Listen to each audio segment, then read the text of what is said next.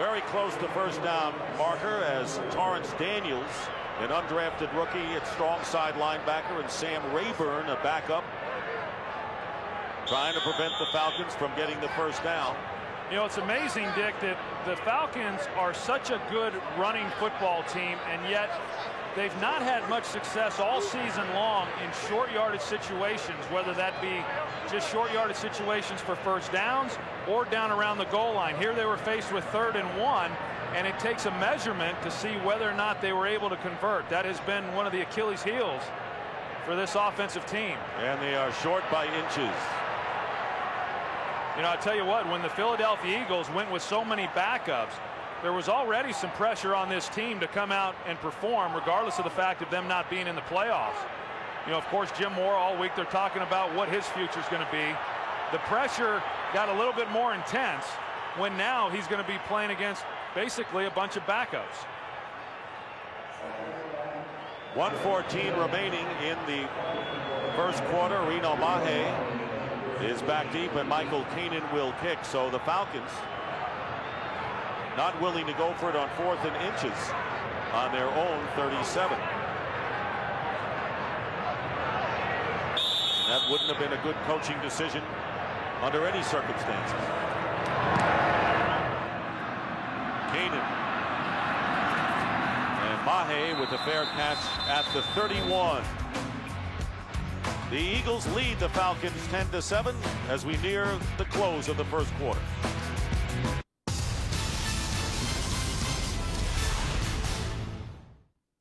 So you all right, Jake? Well, I don't think Mum's been acting a bit weird. I wouldn't worry about it, son. Only Actimel contains the good bacteria LC Immunitas. Try it and see if you feel the difference. They're none.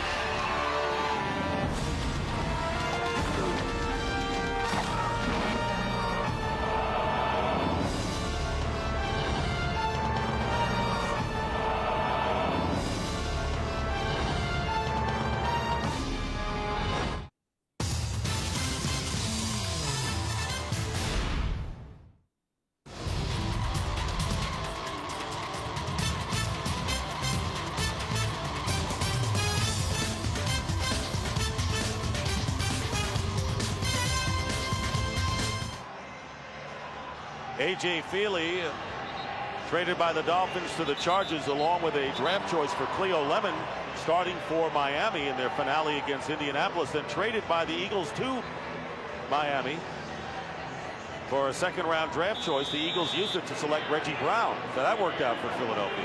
Yeah, it did, and I think that A.J. Feely, even though he came in here as the 3rd quarterback, I mean, this is an organization that he's comfortable with. They're comfortable with him. They know what he does well, and they couldn't wait to get him back here after he became available.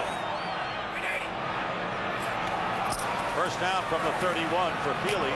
Here comes pressure, lost it in the air, and there's Matt Schobel with the catch, and a flag is down. Penalty marker down at the 45. Matt Schobel, who caught the touchdown pass earlier from Feely, a 19-yard play pending the call. Pass interference, offense, number 89. 10-yard penalty, first down. So with under a minute to go, they call Schobel for the push-off.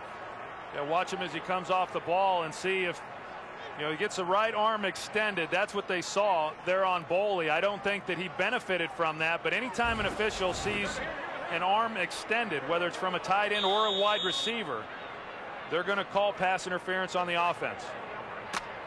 You know, Matt Schobel getting his opportunity to play again because they're resting L.J. Smith. A guy who didn't get a lot of balls there when he was playing with the Cincinnati Bengals prior to coming here to Philadelphia has gotten fewer here.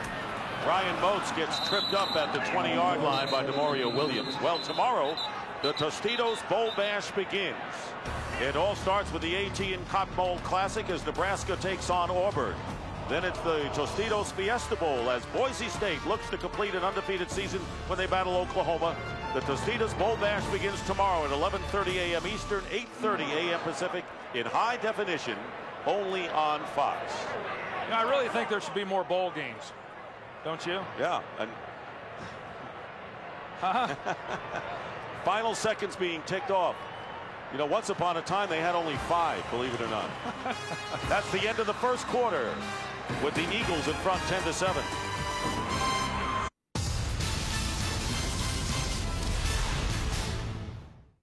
Now you can get all your best loved country hits together in the Time Life Classic Country Collection.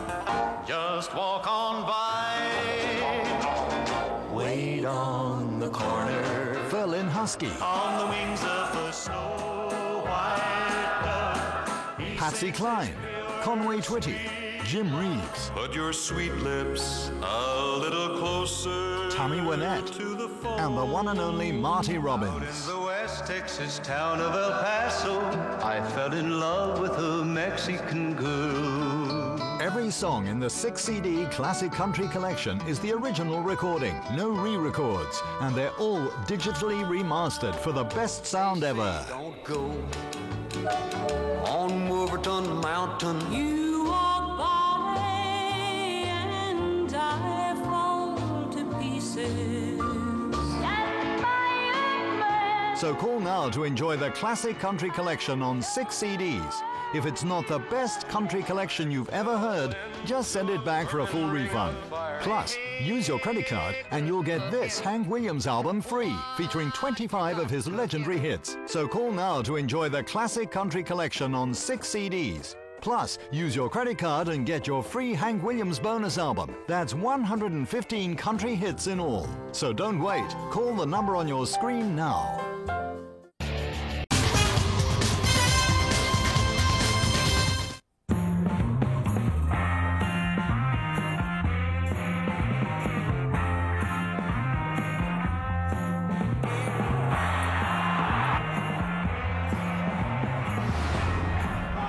And we start the second quarter as we look at Andy Reid, comfortable with the division title and the lead in this game. Dick Stockton with Troy Aikman and Pam Oliver, and a false start penalty. Offense. And that's not number 89. really that unusual considering all the backups that are in the game now, Troy.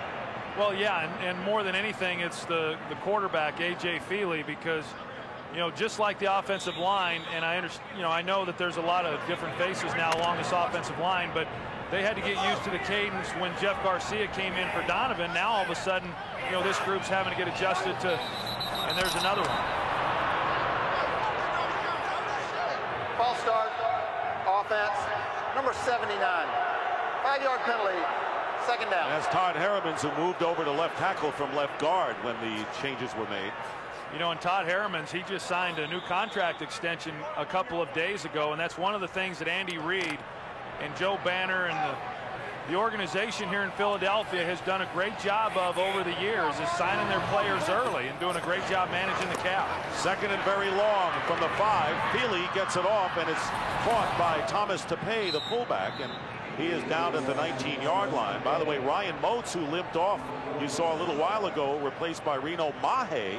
So actually the 4th running back for the Eagles in there, and now you see Tapei go out of the game. Nothing wrong with him. Mahe coming into this one. Well, I don't know about that as they look at his left hand. Mahe with only 1 carry this year. So a slew of injuries to the running backs and all backups, including the fullback Thomas Tapei. Well, Moats is all right. He's back in there now on 3rd down and 22.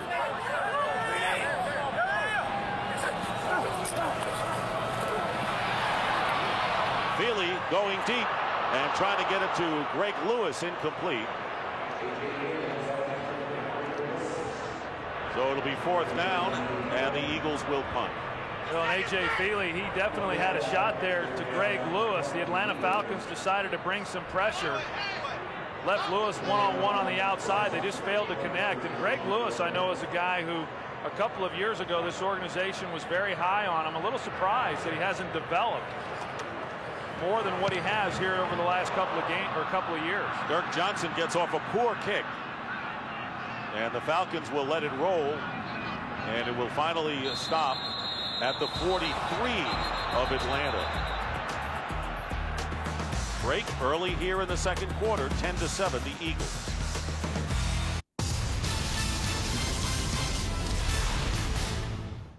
Ever wished you could be there to see your team in action? With Game On Holidays, you can combine that big match atmosphere with the holiday of a lifetime for the whole family. We offer city breaks and holidays incorporating all U.S. sports, including NASCAR. All you have to do is visit our website and choose the games or races you want to see, and we'll do the rest. Great seats, great games, great value. Game on. Some people think the internet is a good thing. The most powerful educational tool the world has ever known. It's preserving our history, keeping the past alive forever. It's the only place where freedom of speech truly exists. Some people think the internet is a good thing. What do you think?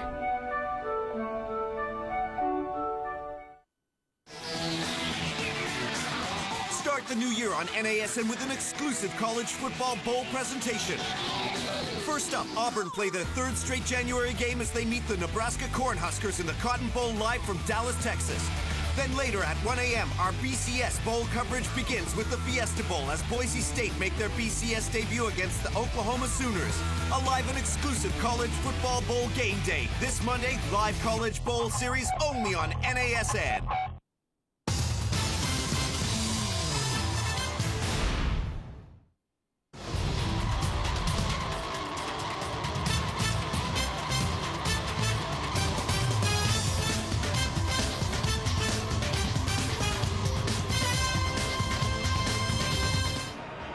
Falcons will start from the 43-yard line as Garcia and Feely converse over on the sideline. And it was just a couple of years ago when the Falcons came here, one game away from a Super Bowl possibility, lost to the Eagles 27-10.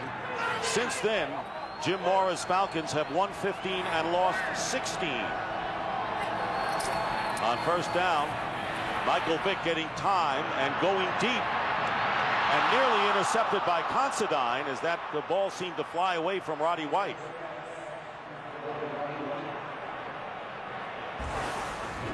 You know, Michael Vick, he has an opportunity maybe to complete this ball, but in order to do that, he's got to keep it to the outside. Instead, he leads White towards the middle of the field, and that's where Sean Considine was there to possibly make the interception. Think back to last week's game against the Dallas Cowboys and the over-the-shoulder catch that Brian Dawkins made, an exceptional reception on the interception.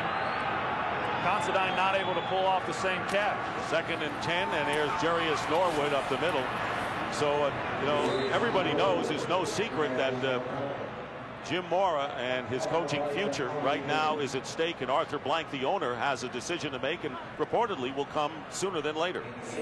Well, there's a lot of people that think Arthur Blank has already made his decision, and I think that if you look at the comments that he made this week saying that, or at least reiterating his stance that 8-8 and failing to make the playoffs is unacceptable. Obviously, they're not going to make the playoffs, and the best they can do is an 8-8 record. But most people think he has already made his decision on what the future is of Jim Mora. 3rd and 4, pass to Algie Crumpler. First down inside the 40 for a gain of 12. And of course, what the Falcons have been faced with lately, Troy, has been damage control, and a lot of that because of the comments made by first, Jim Mora Sr. when he suggested that Michael Vick would be a coach killer, or agreed with that view on a radio program before week 12. And then, of course, maybe the most damaging of all was the comments by Jim Mora that he'd be interested in the University of Washington college coaching job.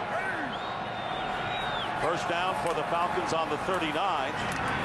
And the pass, a risky one to Norwood, and he spins his way with a penalty flag down, 2 of them actually back at the 40-yard line. Personal foul, unnecessary roughness. Offense, number 72, leg whip, 15-yard penalty, first down. They call that on Wayne Gandy. Yeah, Wayne Gandy, the left tackle, making his 200th regular season start today. You go down low, and then the leg whip there with the left leg is what was called. It's okay to go low, but then you can't leg whip a guy like what we just saw. Wayne Gandy, who is an original Los Angeles Ram. Hard many can stake that claim. As a result of the penalty, it'll be 1st and 25. Falcons back in their own territory at the 46.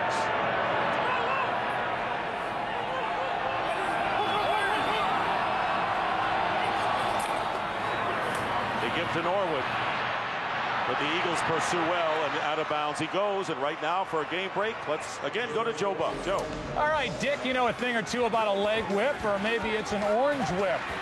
On a gimpy ankle, it's Phillip Rivers to Antonio Gates, 33 yards. The touchdown, a 10-7 San Diego lead over Arizona.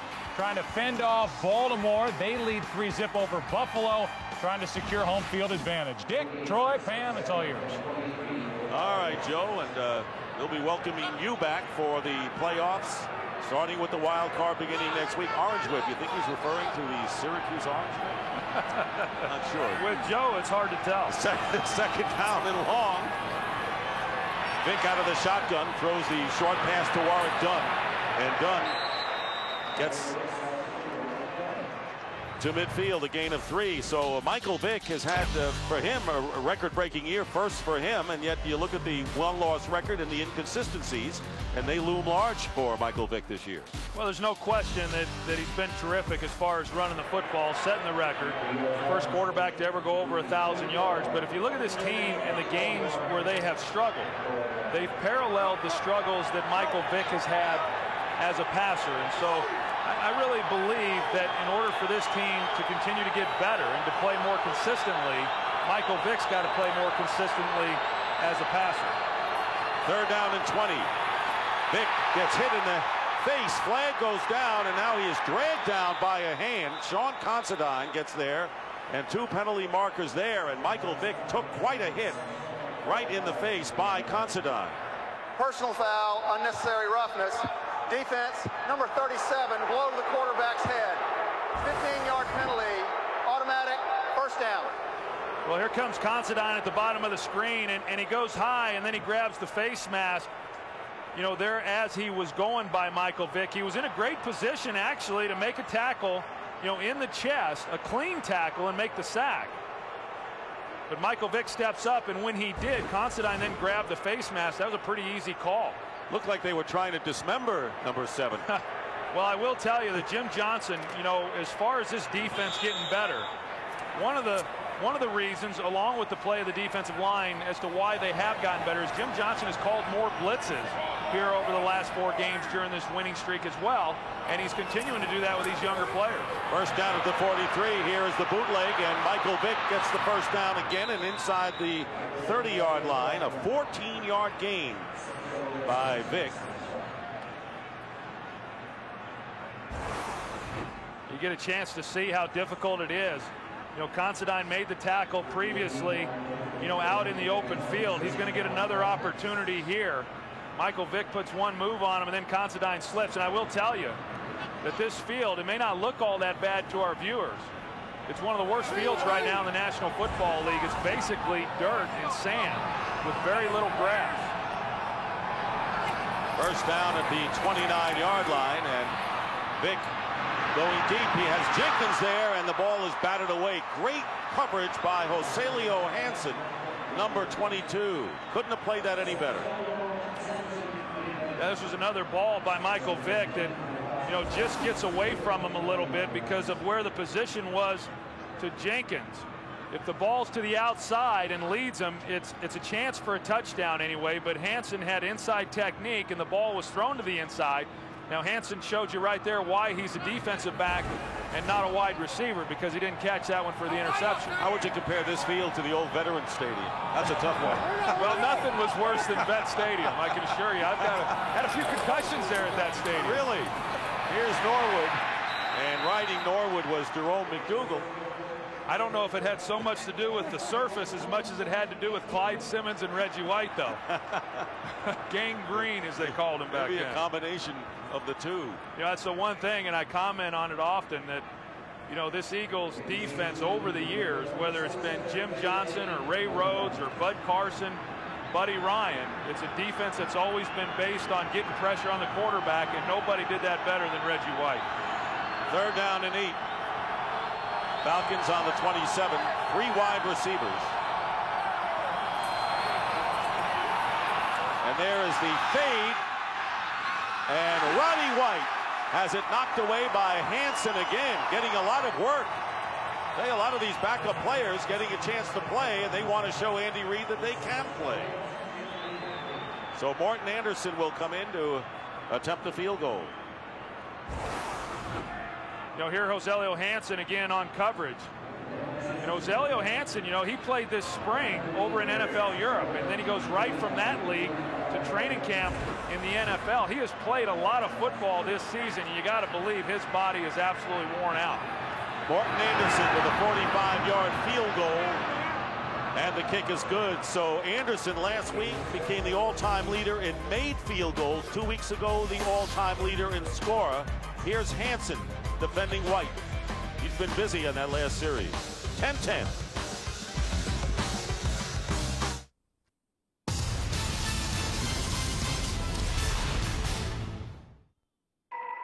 It's no fun when you can't sleep. Time seems to stand still. You just can't switch off. And it feels like you're the only one. But you don't have to put up with it. Nitol can help you drift off into a natural sleep. So you wake up refreshed in the morning. Good mornings follow a good Nitol. Häagen-Dazs is so thick and creamy. That's why it melts so slowly in your mouth. So the deliciously rich experience lasts and lasts and lasts. And why not try Bailey's ice cream from Häagen-Dazs? The perfect combination. Häagen-Dazs, the longer lasting pleasure.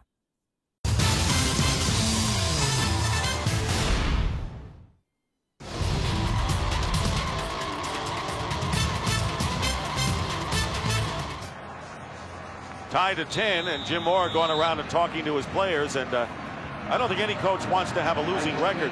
And 11-5 in his first year, as we said, getting to the NFC Championship game, losing to the Eagles 8-8 last year. A win today by Atlanta under any circumstances would give them the 500 record. Michael Kanan kicking off to Reno Mahe, who is taken down by Jamin Elliott. Every point counts as Jim Mora celebrates the tying field goal. We'll be right back.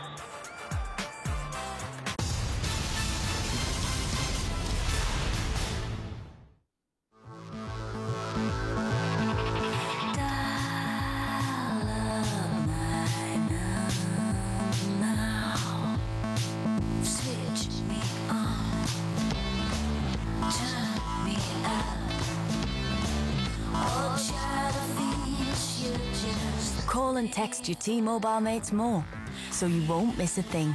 One great rate on pay-as-you-go. Mates rates from T-Mobile.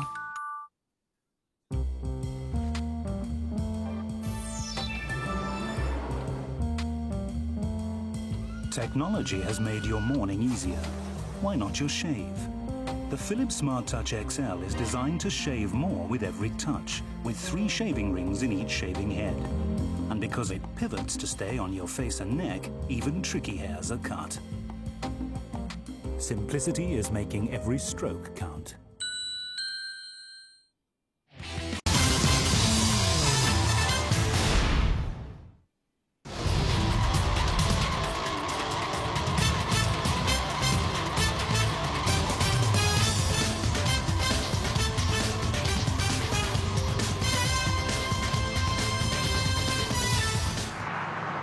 And a look at the skyline of the city of brotherly love, Philadelphia. Dick Stockton, Troy Aikman, Pam Oliver down on the field. 10-10 the score.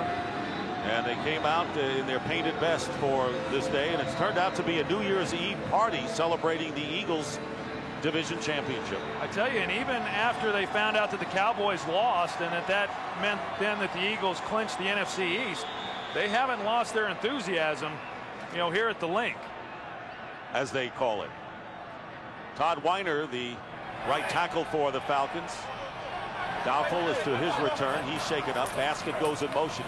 Feely on the slant completes to Greg Lewis, and the Eagles get a first down at the 29, a gain of 12. And of course, the wild card playoffs start next week. It's been a wild derby in the NFC, hasn't it, to fill out the 6 teams. And so the playoffs start with the NFC wild card games. And we know the Philadelphia Eagles will be in one of them. And Seattle will host a game, as will the Eagles. First down, Ryan Moats attempts to cut upfield, tackled at the 34-yard line, and the Eagles will be playing the Giants. You think Jim Johnson wants to do something about Tiki Barber next week? Well, I think the Washington Redskins wanted to do something about him last night, and they couldn't do it. I mean, during a game to where Eli Manning was struggling as much as he was throwing the football, and then for Tiki Barber to still have the game that he had running the football, pretty impressive. 2nd and 5, and you know that's what the Eagles wanted to do the last time, was to short circuit Barber. Pass on the outside to Matt Schobel, and another Philadelphia first down. Out of bounds goes Schobel at the 44. D'Angelo Hall missed the initial tackle, but 10 yards for the Eagles. I tell you, if Matt Schobel is not careful, he's going to have a career day here tonight. He's already been the recipient of a few passes. Well, he is the backup to L.J. Smith. And he's been bothered with a sprained toe, so Schobel getting more action in the last couple of games. First down at the 44, and there's Ryan Moats. And he gets tripped up by Ed Hartwell as he crosses the line, and a 3-yard gain. 7:20 to go in the half. You know, this Eagles offense, you know, a lot has been made with the way that they have been able to run the football, you know, here during this winning streak. And the guy responsible for that is first-year offensive coordinator Marty Morningwig. And, you know, it's hard to pin Andy Reid down as to when exactly Marty took over the play calling, but we do know that he took over and has been calling all of the plays during this winning streak, and they've run the ball more than at any other point during Andy Reid's tenure. Feely trying to get rid of it. And good pressure there. Keith Brooking as well as John Abraham. John Abraham, who missed a number of games this year, and it was disappointing that he did because they were counting on some good things from him this season. And last week he literally had to play with offense. Number 14. Just threw the flag seconds ago after conferring with the umpire. Loss of 13. Well, and that was the right call. I mean, you've got to get outside the pocket if you're going to be able to just throw this ball away. Obviously, nobody in the vicinity of the throw, which Jim Mora will like the call as well. But John Abraham last week literally was playing with one arm because he had just come off of the surgery. This week it's not nearly as tender, but still has the cast. Reno Mahe with a burst up the middle. And Mahe getting just about to the original line of scrimmage. DeMario Williams on the tackle. You mentioned Abraham, who has 4 pins in that fractured thumb. And of course, Abraham, who missed 8 games earlier this year with the sports hernia surgery, and Hartwell hurt, has really limited the Atlanta defense, along with the loss of Patrick Kearney. You know, I think it has limited them, but overall this defense has still had a decent year considering the number of injuries that they've had. No question about it. 16th in total defense. 4th down. Dirk Johnson with his 2nd punt of the game. Allen Rawson, and the Eagles are going to down it inside the 5, closer to the 1.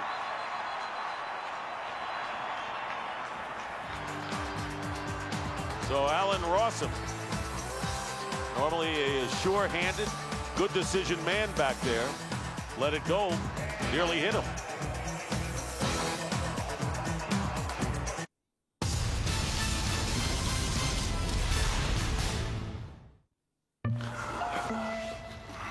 As well as being a thirst-quenching soft drink, Right, Dave. a Sprite is also a sort of goblin.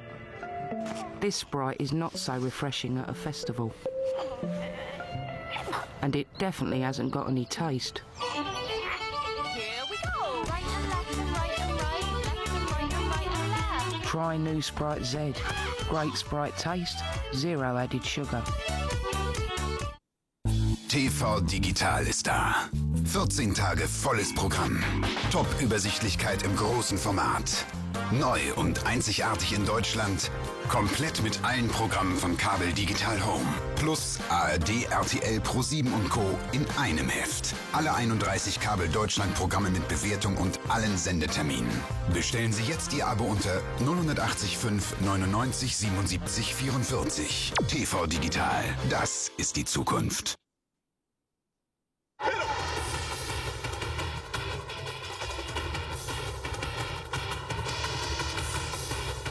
Knock the out of him. And he's blasted.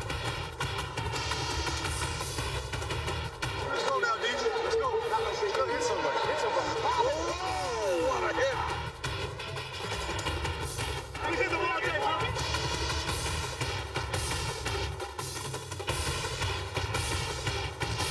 Anybody get number that truck that hit him?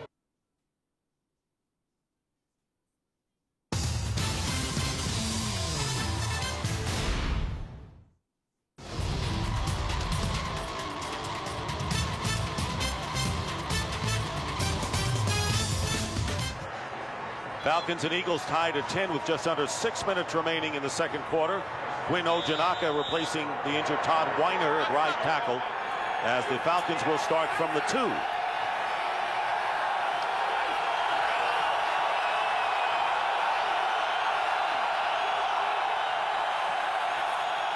Nearly slipping was Vick. Hands off to Warwick Dunn. Daniels is right there. There was so much hope, Troy, when Jim Mora and Rich McKay were in Atlanta a couple of years ago, and it was a new beginning for this team with Michael Vick, and he brought in some high-profile assistant coaches, going in his first year 11-5 within a game of the Super Bowl. They thought this was going to be the start of a huge run for the Falcons, and it has not happened that way. On 2nd down and 9, the pass caught by Alge Crumpler gets out of trouble, and a first down at the 29. You know, Alge Crumpler, you know, obviously their leading receiver, you know, for this team. And in watching some film this week, getting ready for this ball game, it became pretty obvious to me when Michael Vick is throwing to Alge Crumpler. It's amazing just how he throws the ball with so much more confidence, the chemistry that these two players have. And that's one of the reasons why Alge Crumpler has been able to catch so many balls, is because Michael Vick knows exactly where he's going to be. He doesn't have that same kind of chemistry with any of the wide receivers. First down, and on a design rollout, Vick will throw the ball away. Jerome McDougal chasing Vick all over the link, and a flag thrown at a 30. Another penalty. Most of them today have gone against the Eagles.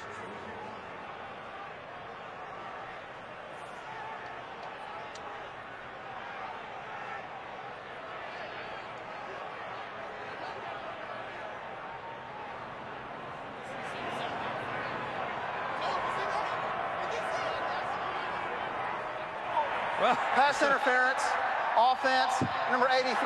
That penalty is accepted. Ineligible man downfield, offense number 77. That penalty's declined. 10-yard penalty, first down. Crumpler gets called for the offensive pass interference. He'll mark 10 off for the Falcons. You know, you were talking about Jim Mora and, you know, the fresh start that they had and when they went to the NFC Championship game, and we've talked about, you know, what exactly is going to happen to Jim Mora after this game. Is he going to be retained? But assuming that he's not back, I mean, and there are changes made, that would then mean that Michael Vick is going to be faced with his third head coach, and he'll be once again having to learn a new offense, and you wonder how much that maybe will set him back a little bit. Warwick Dunn trying to look for running room outside and taken down by Quinton Michael. And no gain on the play with 4:34 to go. Michael, of course, one of the big heroes, maybe the biggest hero last week against Dallas when he made the big stop on 4th.